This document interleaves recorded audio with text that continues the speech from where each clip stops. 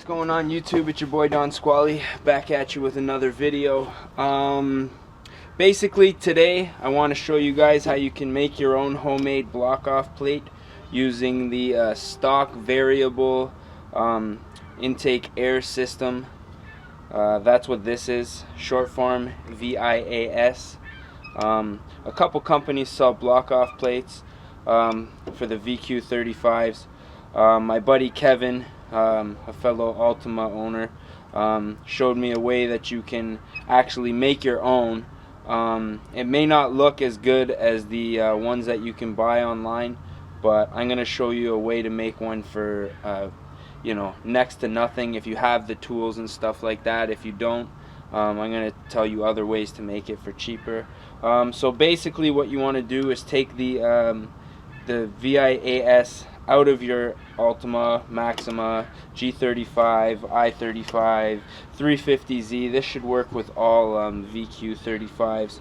And basically you're going to want to just remove what you can with a screwdriver. So as you can see, there's a couple screws here, a few screws here, and we're just going to take off what we can before we start cutting away. Now, just a warning, we are going to be cutting this, so it's not going to be something that you can put back in the car stock. So if you're going to do this mod, you're going to commit to it all the way through. So we're going to start by taking apart some of these screws, and I'll get back to you with the next step. Okay, so now that you got all of your screws out, you're going to be left with just a few little flappy things in here.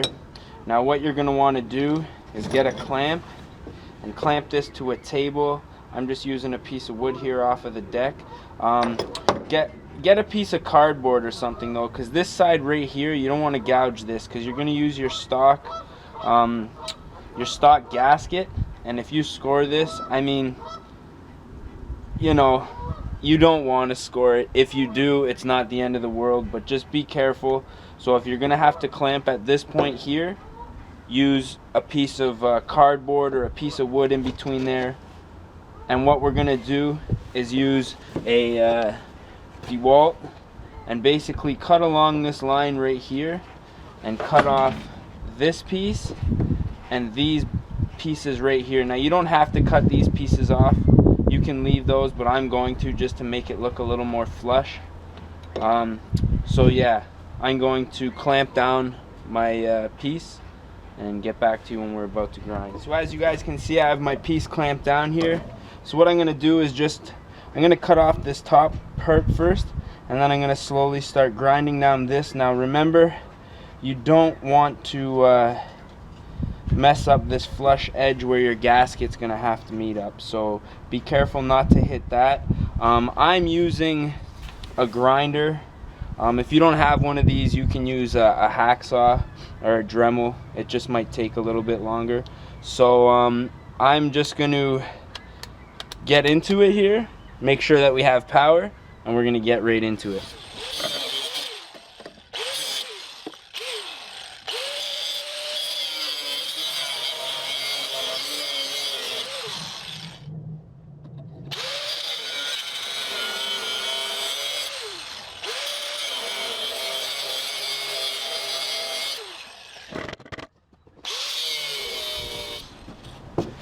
Alrighty, so as you guys can see, I cut off the back of the plate, punched out that little centerpiece there. So this is what I'm left with. My Dremel's kind of getting, or my grinder's getting a little short. So what I'm going to do is just cut off this nib. I'm going to leave this back part on here, as you can see that. You can grind that off if you want. And then what we're going to do is I'm going to flatten this out. I want this inside to be nice and flush so the air goes over nice and smooth. And then what I'm going to do is just fill in this hole, and these holes all out the front, nice and flat with JB weld. And then once that dries, we're going to be able to sand it, and no air is going to be able to get through there. So I'm going to just flatten all the rest of this off. As you can see, I kind of nicked it here, but I'm going to show you how to fix that with sandpaper to just get it nice and flat once again. So yeah, gonna bolt her down and keep going.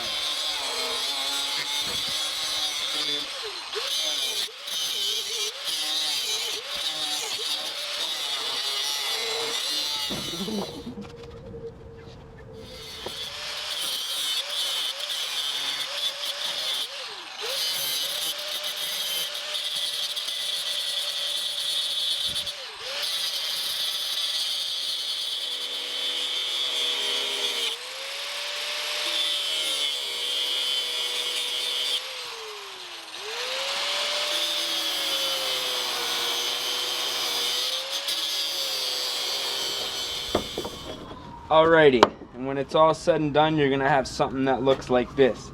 Now, as you guys can see, I had a little more juice on my wheel than I thought, so I ended up taking the outside nubs off, and you can see I have a couple holes. 1, 2, 3. We turn around. As you can also see, I did get a little bit of gashes in here, which I'm not too worried about. You can see they don't go huge line all the way to the outside, so that's not going to be a problem. If you get your gashes too big, you can always fill them up with JB Weld, which I'm going to show you how to mix and fill all these holes. If you get a big giant gouge, don't worry about it. You can put a little bit of JB Weld, sand it flush so that everything is nice and smooth again, and then install it with your gasket. The gasket's there. Obviously it's there to fill any imperfections in the metal. That's what a gasket does, because obviously metal's not going to flush up directly to metal perfectly. So yeah, what I'm going to do is just clean this up, because you get a lot of gas and oil on the inside, so you want to degrease this, clean it up really good, so it's all clean and stuff like this in your holes. And then I'm going to show you how to mix up the JB Weld and fill this so that we can sand it down and everything will look nice and flat. There will be no holes, and we can install this as one plate. Now that I got my plate all cleaned up, what I'm going to do is mix up some JB Weld. For those of you who aren't too familiar with JB Weld, it's basically a two-part epoxy meant for metal to bond and fill holes and stuff like that. I'm using marine weld just because this is what I had kicking around the house. I had to fix a sink at my place, so you can use any kind of JB Weld. This stuff's pretty well heat resistant, and it's really great for things like this. So what you got to do is mix up equal parts on a piece of cardboard, and then we're basically just going to start filling in our holes on either side, and then it's going to take a little time to dry, so we're going to let that dry and come back to you and show you the sanding process.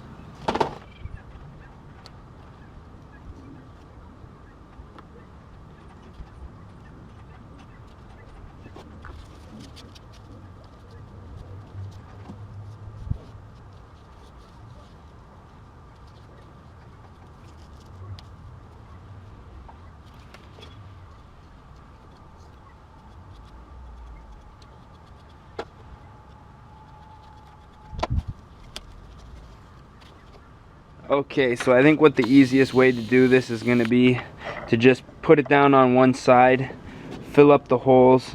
I'm going to let it dry for about 20 minutes just so it's not oozing around. I'm going to flip it over and fill the other side, because if you try to do it's just not working when it's too runny. So yeah.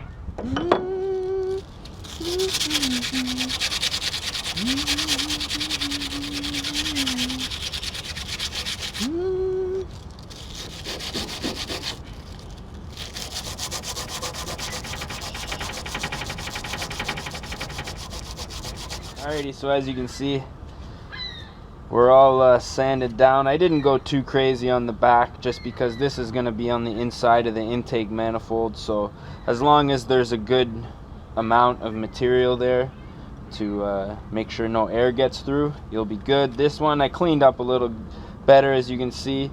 So for those of you who want to paint, I just suggest good cleanup for paint prep. And yeah, so what I'm going to do now, as you can see, I had a few nicks with the grinder. I'm just going to take my highest grit sandpaper here, 400, and just kind of even them out. It didn't penetrate, like it didn't go too deep, but what I do want to do is just get those marks off of there. So yeah, if you guys had the same mistake that I did, like I say, if you go too deep, you can always fill it up with the JB Weld and just sand it flat. But I didn't go too bad, so I'm just going to sand around this whole edge. As you can see, there's some dirt. I'm going to get that off of there. And yeah, I'll show you guys what it looks like, well, when I'm painting and after. Alrighty, well, as you can see, I've got it all sanded and polished off. As you can see, these marks are now hardly even noticeable. You know, you just want to use a really light grit. I used 400. I would recommend that. because it doesn't take any of the material off. It just sands everything that's around it equally down. So this is great. This is perfect, ready to go. You can see there's a nice shine. Well, I don't know if you can see it, but I can see it. So now basically we're ready to paint. What I'm gonna paint it with is just some black primer. The matte is gonna give it a nice coverage, and you know, it's gonna hide any of the imperfections and stuff like that. You don't need any high heat paint. You know, it's not really necessary. This part of the intake doesn't get too hot, so just some primer will do good. I'm only gonna do this side. I don't know if, you know, I don't want any paint flaking off on the inside and potentially going into the engine, so I'm gonna leave this side like this. So that's gonna be your finish for that side, and we're gonna paint up this side and show you what it looks like afterwards.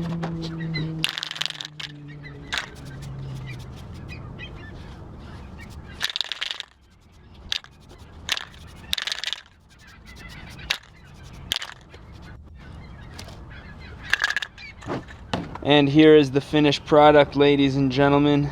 As you can see, I dug a Nismo sticker out of the old pile there. So basically what I want to say is that this is a great afternoon project. It took me about 6 hours. That's with the dry time. The dry time I let dry for about 4 hours. So this is like a 2-hour job, you know what I mean? I would recommend the quick JB weld. You can use basic hand tools. You can see I use power tools just to make it easier. If you don't have power tools, you can still do it with hand tools. All you need is a hacksaw and a nice file, you know what I mean? And if you really want to get, if you don't want to get this carried away, what you can do is just cut off this back portion and leave the front, all this front stuff, just leave that on. You don't even have to cut that off, you know what I mean? Just JB weld this hole and make sure you grind the back flush nice. Don't mess up any of this stuff.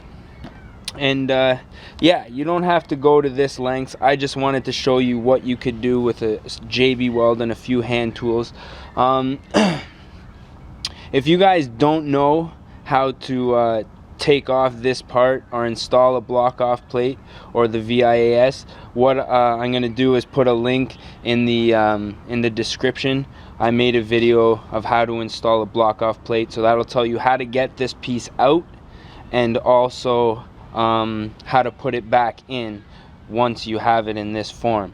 And since I don't have a car to put this bad boy on, I was thinking of doing a giveaway on YouTube for the subscribers.